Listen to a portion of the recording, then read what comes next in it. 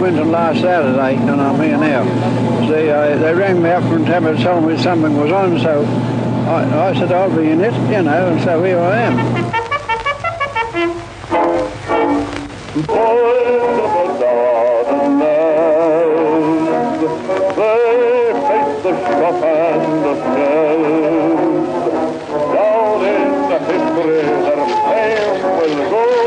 Our children, their daring deeds will know what they learn in khaki and in blue, and from the world what they can do. How they fought and fell, the cave of daily hell, boys of the Dardanelles. Those who have floral tributes, they've carried a long way for this occasion, to please come and lay their floral tributes at the foot of the podium. On behalf of the Council of the Australian War Memorial... I've been disgusted ever since. I've lost so many mates there. See, I lost about, over 20 of my best friends from the battalion.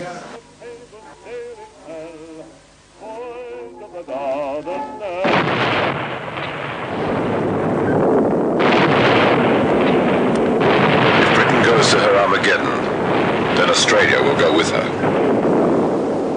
We will help defend the motherland to the last man and the last shilling. The Commonwealth of Australia is a link in the empire chain, which has been sorely tested and stoutly stood the strain.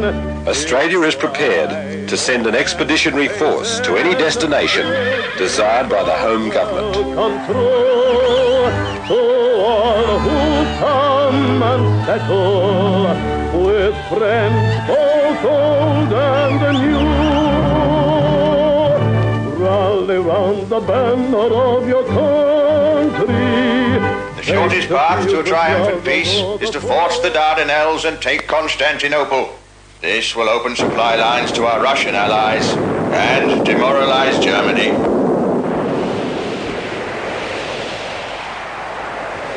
Gentlemen, here are the orders. On April the 25th, the Allies will make 6 simultaneous landings and 2 diversions. The British 29th Division will land on 4 beaches at the Turk Gallipoli, while the Anzacs will go ashore at Gallipoli.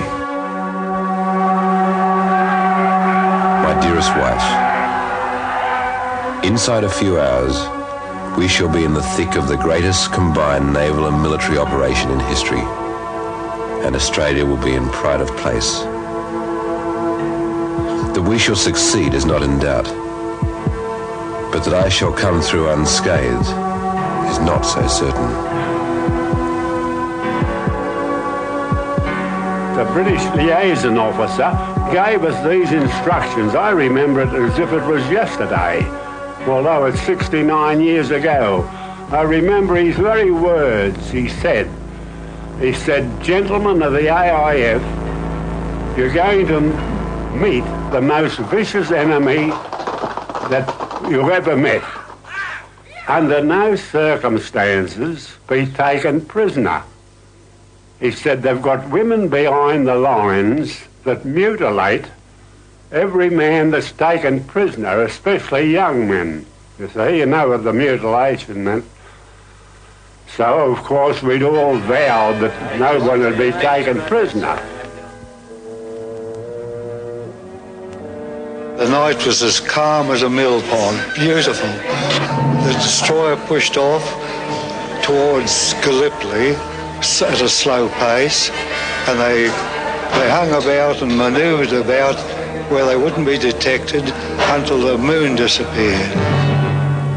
Well, he said, you won't go straight into action. You'll march 4 miles north to join the British. And that's why we're issuing you with British caps. Well, we were hostile about that.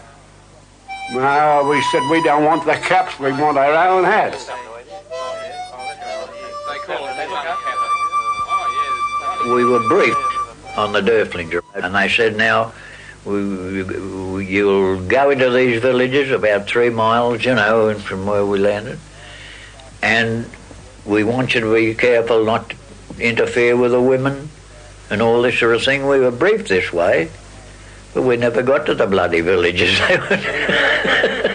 There was a deathly silence, and I saw the searchlight flash across the sky, and then up goes a flare, and then a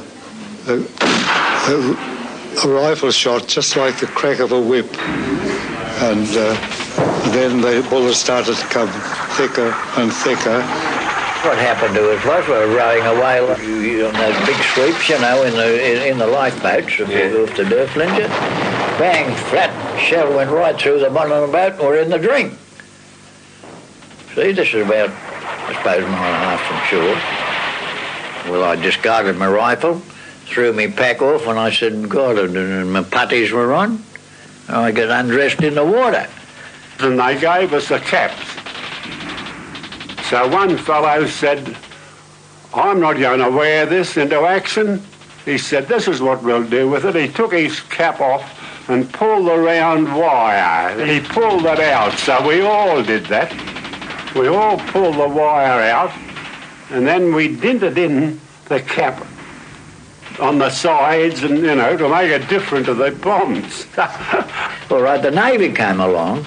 The little naval pinnaces came along from one of the Navy, hooked us out with a boat hook, pulled us onto the pinnace, and took us alongside to a hostile ship called the Gloucester Castle.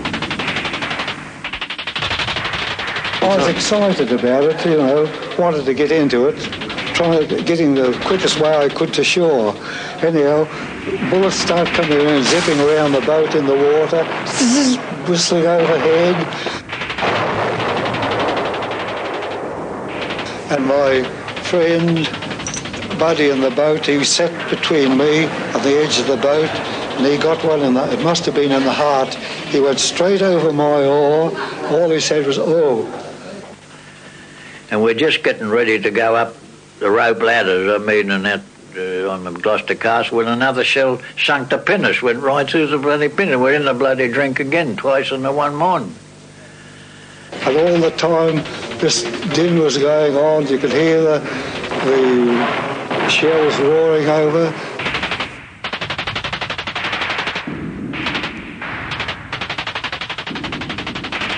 And after that ordeal, I began to feel that I wouldn't make it, but I did. And as soon as I got onto the beach a few feet, I just dropped. But about 2 minutes after, I could hear stretcher bearers coming from all over the place.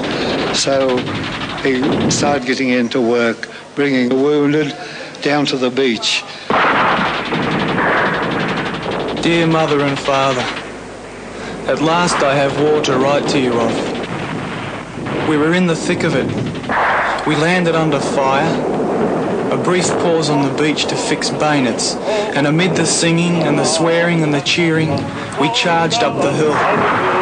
Clean over a machine gun we went. Men dropped all around me. All bayonet work it was. Mad, wild and thrilling.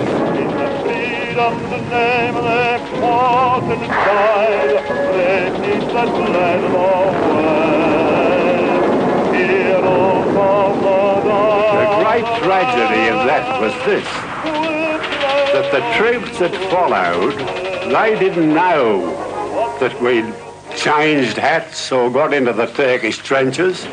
Well, they saw us in this strange headgear in the Turkish trenches, and naturally they thought we were Turks, and they opened fire on us.